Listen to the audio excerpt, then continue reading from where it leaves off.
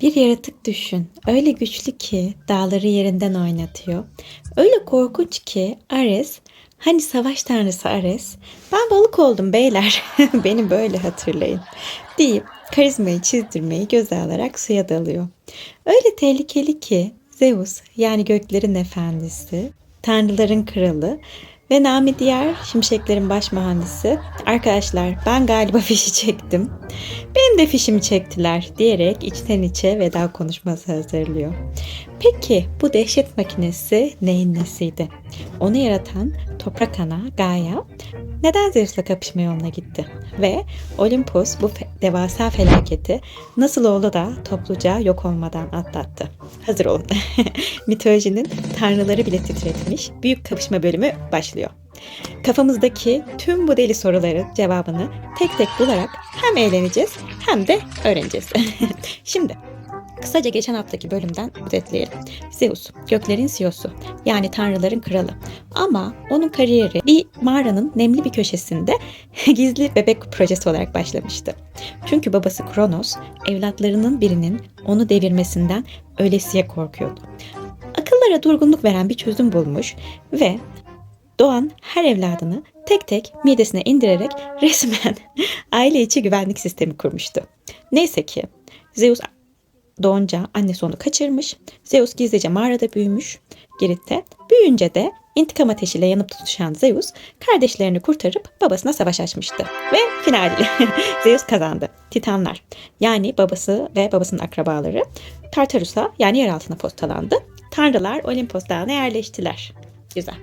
Zeus koltuğa kuruldu. Bundan sonra tanrılar sonsuza kadar Olimpos'ta huzurlu yaşadılar dermişim. Huzur mu? Mitolojide huzur ancak yan karakterine adı olabilir. Şimdi bu noktada devreye Zeus'un babaannesi Gaia giriyor. Gaia sahneye çıkıyor ama delirmiş bir halde. Neden? Çünkü Gaia, Titanların, devlerin, tanrıların hepsinin atası. Dediğimiz gibi Zeus'un da babaannesi. Zeus'un babasını yer altına göndermesine ve zincirlemesine tepkisi.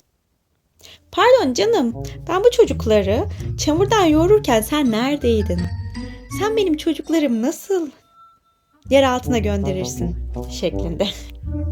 Gaia'nın öfkesi inanılmaz. Hani bizim bildiğimiz babaanneler en fazla terlik atar. Ama Gaia kendi içinden canavar çıkarıyor. Torun Zeus'a mesajı net. Koltuk sende ama çok rahatlama. Ben senin havanı söndüreceğim. Babaanne canavarı çıkardı. Zeus'a fırlattı terlik misali. Peki bu canavar nasıl bir şey? Adı Tipon. Godzilla, ejderha ve kabus jeneratörünü blender'a koyup en yüksek devirde bastırmışsın gibi düşün. Boyu göğe uzanıyor. Kollar yerine yüzlerce yılan kafası var. Ve gözlerine ateş çıkıyor. Tipon ortaya çıkar çıkmaz Olimpos'ta sistem çöküyor.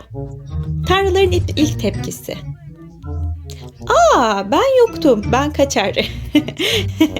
Ares sözde savaş tanrısı. Her şeye kabadayı gibi atlayan tanrı. Panikten balığa dönüşüp suya dalıyor. Ne oldu Ares? Hani dövüş istiyordun? Afrodit, güzellik tanrıçası. Ay ben bu enerjiyi hiç sevmedim. Güzelliğim etkilenecek stresten. deyip puf yok oluyor. Hermes haberci tanrı. Ve en uyanık tanrı. 2 dakika önce ben burada değildim zaten abi diyerek Mısır'a uçmuş uyanık. Olimpos'un ortak cümlesi. Zeus hariç. Bütün tanrılar şu modda. Oldu o zaman. Bye. Sahnede bir tek Zeus kalıyor. Çünkü o kral. O CEO. Göklerin efendisi. O kaçarsa karizması çöker. Yani Zeus koltuğa yapışıyor. Koltuk sevdası. Böyle bir şey herhalde. Savaş başlıyor. Dağlar uçuyor, yıldırımlar çarpışıyor. Zeus kaybediyor. Tipon, Zeus'un tendonlarını bile söküyor. Evet, işte mitolojinin yazarları biraz sert. Neyse, Zeus yerde. Olimpos'un yani tanrıların krallığının prestiji yerlerde. Derken kim geliyor?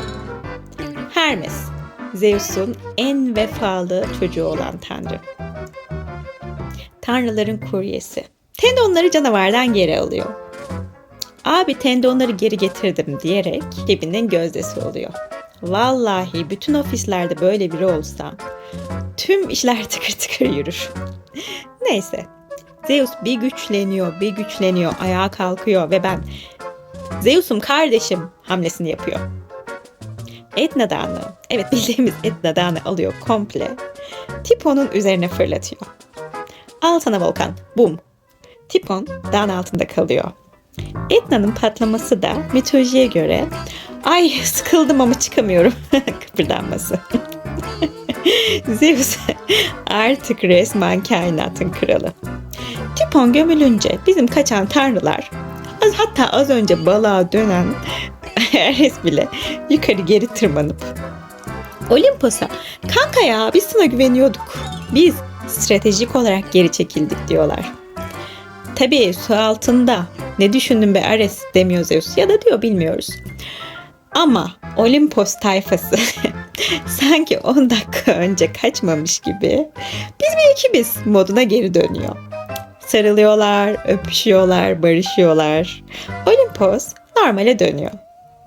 Sanki biraz önce evreni yok etmeye çalışan yılan kolu dev yokmuş gibi. Evet arkadaşlar. Zeus Tipon'u gömdü. Günü kurtardı. Ama Olimpos tanrılarının arasındaki olaylar bitti mi? Hayır. Daha yeni başlıyor. Bir sonraki bölümde tanrıları göreceğiz. Ve onların atraksiyonları ile ilgili bilgiler edineceğiz. Çok heyecanlı. Haftaya o bölüme bekliyorum. Şimdi klasik ama en gerekli kapanışımızı yapıyoruz. Gözünüzü seveyim. Videoyu beğenin. Abone olmadıysanız olun. Çok teşekkür ederim. YouTube'da küçük kanal olmanın özelliği şu. YouTube böyle bakıyor. Diyor ki Ecem videon çok iyi olmuş. Dur ben bunu bir 7 kişiye göstereyim. Onlar beğenirse belki bir 8. kişiye yollarım. Ve benim o sırada sinir seviyesi. Zeus'un Etna Dağı'nı yollarkenki sinir seviyesi. Ama işte YouTube'a algoritmasına daha yollasak da topluluk kurallarını ihlal ederiz be kardeşim. O yüzden sevgili arkadaşlar, siz bana bir beğeni bırakın. Bir yorum paylaşın. İsterseniz A yazın. İsterseniz Ares çok güzel balığa dönüşmüş yazın. İsterseniz de ne bileyim emoji bırakın. Yani YouTube'a biz bu videoyu beğendik. Bunu daha çok insana gösterdin. Bir sonraki videoda yine eğlence, bilgi, kaos, dram, heyecan anlatacağız. Mitoloji bitmez, biz de bitmeyiz. Hepinize kocaman bir mitolojik sarılma gönderiyorum. Olimpos rüzgarı yüzünüze hep böyle güzel güzel essin. Şansınız açık olsun. Görüşmek üzere.